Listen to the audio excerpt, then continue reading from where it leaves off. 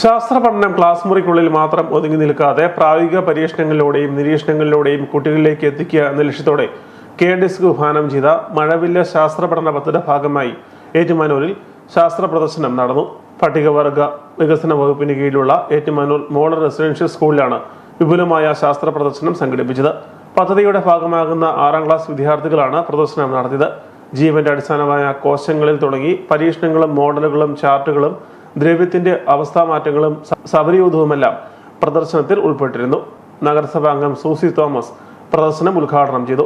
നമ്മുടെ ക്ലാസ് റൂമുകളിൽ നിന്ന് കിട്ടുന്ന പഠനങ്ങളിൽ നിന്ന് മാത്രമല്ല, അല്ലെ മറ്റുള്ള ശാസ്ത്രജ്ഞന്മാർ കണ്ടുപിടിച്ച ഓരോ കാര്യങ്ങൾ, അവരുടെയൊക്കെ ചെറുപ്പകാലത്ത് ഇങ്ങനെയുള്ള സംവിധാനങ്ങളൊന്നുമില്ല, ആരും പ്രോത്സാഹിപ്പിക്കാനില്ല.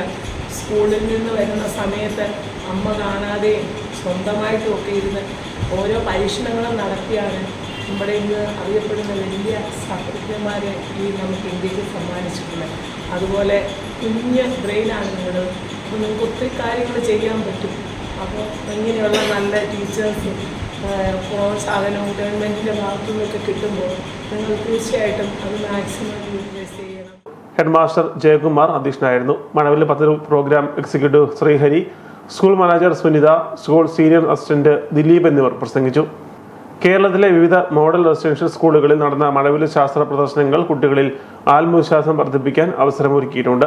വിദ്യാഭ്യാസ മേഖലയെ കൂടുതൽ കരുത്താർജിപ്പിക്കുന്ന പഠന സംസ്കാരം രൂപപ്പെടുത്തുകയാണ് മഴവില്ല് ശാസ്ത്ര പ്രദർശനം ലക്ഷ്യമിടുന്നത്.